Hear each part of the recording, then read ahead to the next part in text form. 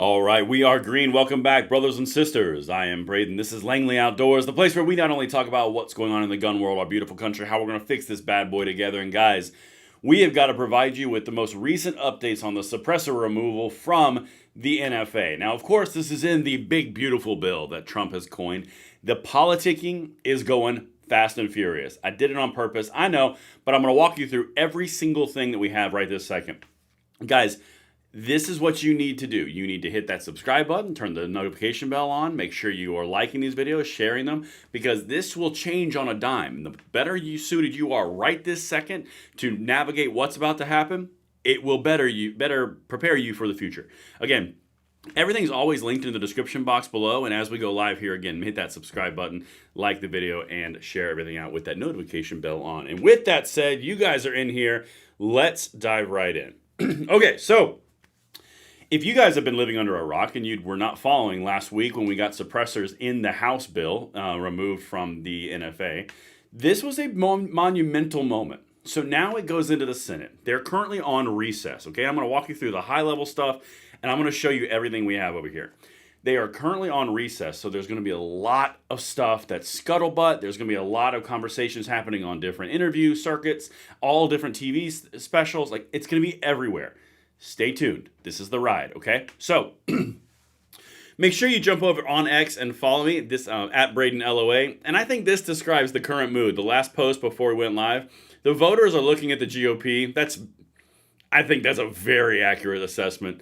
By all means, jump on at Braden LOA, share your memes, and we have a great conversation every single day together. All right, so let's get into this. Sorry, something's messing with my throat. So the first thing that I want to show you here is what is happening in the broad-based theme of these arguments, these conversations, okay? You're going to hear a lot from the far left, from the gun controllers, from the Democrats, saying that the Republicans are split, it's a DOA bill, it's never passing, reconciliation is dead in the water. You're going to hear all of it because those Republicans are going to come out and they're going to say, no, we're doing this, but we don't want that. I'm telling you, watch, all right? So the first thing I want to show you is I want to show you Speaker Mike Johnson. He's going out and he's marketing this bill because they passed it from the House, okay? The highlights, I'll just hit it really quickly, then we'll get to the next pieces. Again, this is all part of a pattern. Watch this. We are not cutting Medicaid in this package. There's a lot of misinformation out there about this, Jake. The numbers of Americans who are affected are those that are entwined in our work to eliminate fraud, waste, and abuse. And what do I mean by that? You got more than 1.4 million illegal aliens on Medicaid. Medicaid is not intended for non-U.S. citizens. It's intended for the most vulnerable populations of Americans, which is pregnant women and young single mothers, the disabled, the elderly. They are protected in what we're doing because we're preserving the resources for those who need it most. You're talking about 4.8 million able-bodied workers, young men, for example, who are on Medicaid and not working. They are choosing not to work when they can. That is called fraud. All right, that's the bottom line. The House is going to go on that angle, and you're going to see that angle because they've done their work. And to Johnson's credit, he did get it out of the House. He did. He got it out by one vote. The HPA was in there. The Short Act is going to be worked into in the Senate, hopefully with the right partnership and the right calling with you guys. That's next week, not this week. But when we're talking about this, you have to understand they're doing a marketing PR circuit around who's getting taken off. The fraud, the abuse, the Doge cuts, all that stuff that's the outrage. That's what you're going to be seeing. So now we go over to Mike Lee. Now, this is a senator. A vast majority of Americans agree able-bodied, working-age adults should be required to seek employment instead of depending on the hard-earned money of their fellow citizens. All of our legislation should reflect this basic truth. There's that same thing again. They're working on Medicare and they're working on the fraud. That's what they're focusing on. Now, you're going to hear a lot of the piece of this left approach is, oh my God, all the Republicans are turning on them. Look, Rick Scott doesn't like him either. Ron Johnson in Wisconsin doesn't like him. They all hate him. It's over. We win. Ha ha ha. What you have to understand, and this is the paramount thing, this is Trump's signature bill. It has passed the House. It's got his name on it. It's going into the Senate where they have a 54 to 36 majority. Or 46, wow, math. 46 majority. You're talking about the tiebreaker being the Senate majority or the Senate president who would be the VP.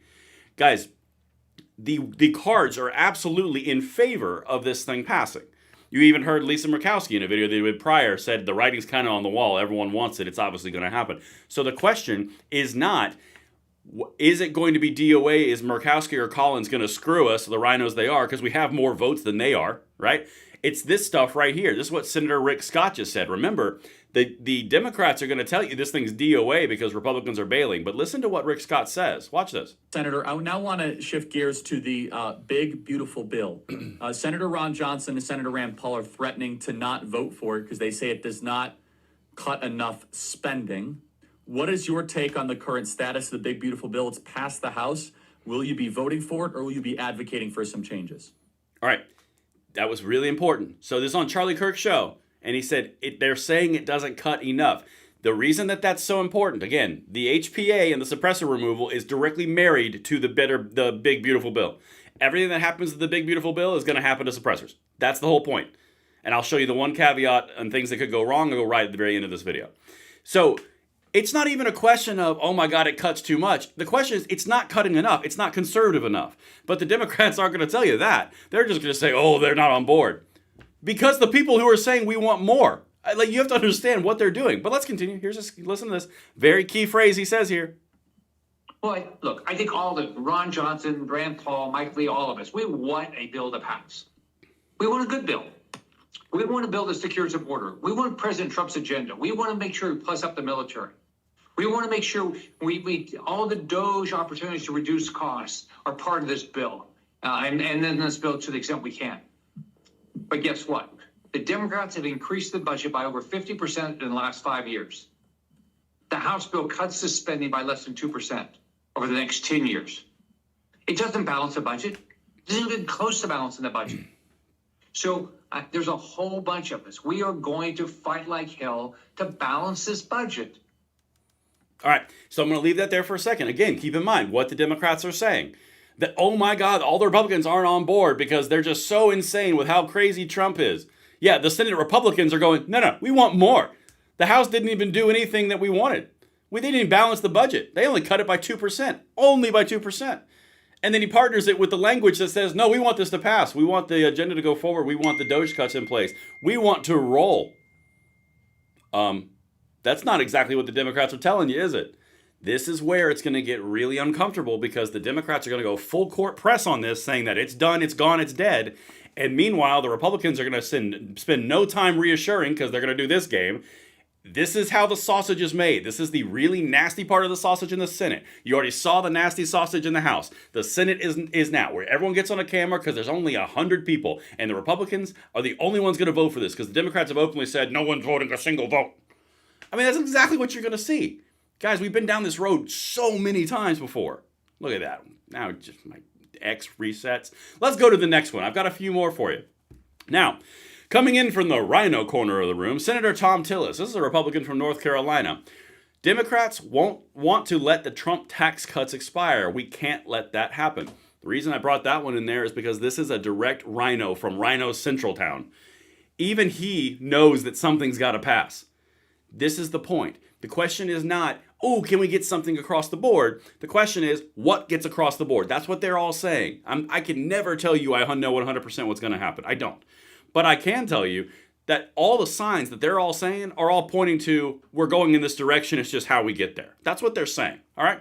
Now let me take you to this last one. And this is where the crux is, okay? I'm going to show you both things that are good and bad. This is from another senator, Mark Mullen. So Senator Mullen, to be proper. Update, President Trump's one big, beautiful bill. We've gotten a ton of questions on what's next. Here's a breakdown. This is from a senator. This week, Senate GOP will begin to scrub the 1,000-plus page bill to comply with something called the Bird Rule. I've called it the Bird Bath. Okay, so someone asked me on my X just a minute ago, what is the Bird Rule? I'm going to run through it really quickly. This is one of the areas this could go wrong for us with the suppressor removal. Flat out. So the Bird Rule is something that basically says there's a rule you can't put non-budgetary items inside a budgetary bill. The reconciliation bill that they're putting forward, the one big beautiful bill, is a reconciliation bill. That is a budget bill. If the Senate parliamentarian, who is the person who enforces the rules in the Senate, says that's not good, that is good, which happens to every single provision, that's the Bird Rule. The Bird Rule determines what goes in and what goes out. So in a worst absolute case scenario, The Byrd rule could say, oh, suppressor or short-barreled rifle or machine gun, those are process, those are policy related, that's not budget, that can't go in. I think that's unlikely, considering the entire thing is based on a tax scheme to take away your rights because they couldn't take away guns. But that's the entire thing. GOA's done multiple points on it, but that's what they're afraid of, is the Byrd rule right there, that whole thing. It's what keeps the Democrats from putting in AR bans through the reconciliation process. That's probably what's going to let the suppressors pass, because it's a straight up tax on it. I've got pretty good intel that it's looking good on that front. That's all I can tell you at this point. But that's the Byrd rule. The second thing, this is the other thing that has to happen for this to go wrong. This is wrong, okay? The Republicans control all of the committees. Every single committee that you're looking at in the Senate that's going to be leading this bill is going to be run by a Republican. So as this goes forward, the Republicans would have to vote in a measure removing the Hearing Protection Act provision specifically by name. That's what would have to happen. The Republicans would have to intentionally bring a motion and they vote for it and remove it. That's unlikely. However, that's the other thing that could go wrong. But now let me show you the rest of the process of how this goes right. In short, because reconciliation, this bill, is a fast-track process that only requires 51 Senate votes versus 60, there are strict rules for compliance. The bill must directly impact federal spending or taxes. Hear that word? Taxes. Do you know what the suppressor NFA tax is? Oh, yep, it's a tax. It's literally a tax. If you go back to the 1934 testimony of then the Attorney General, he literally says we're using the power of taxation through the Commerce Clause, to take away criminals' guns. It's literally verbatim what he says. It's a tax. He just said right there, through budget impact or spending taxes. Let's continue. For example, liberals previously tried to use their own reconciliation process to give mass amnesty to illegal aliens, but they failed. AKA, it didn't pass the Byrd rule. That's a great example. Because it would have been a huge policy change that outweighed budget impact. Note, the House is not bound by the Byrd rule, only we are. I've used this example. The House has to fit through a garage door. The Senate has to squeeze through a window in the garage door. Now, this is why for the past 2 to 3 weeks, we've been talking about lining the bill up properly to get past the Byrd rule. If you guys will recall, you can leave it in the comments below if you remember me saying this. We need to get it, step 1, into committee and then out of the House. Once it gets out of the House, it just has to pass the Byrd rule. That was literally it. Those 3 things had to happen. We had to get it in a committee and it passed. We had to get it out of the House and pass, and then we got to get past the Byrd rule. After that, we are smooth sailing. That's the roadmap right now. We're already 2-3 done, and that's awesome. More work to be done. All right.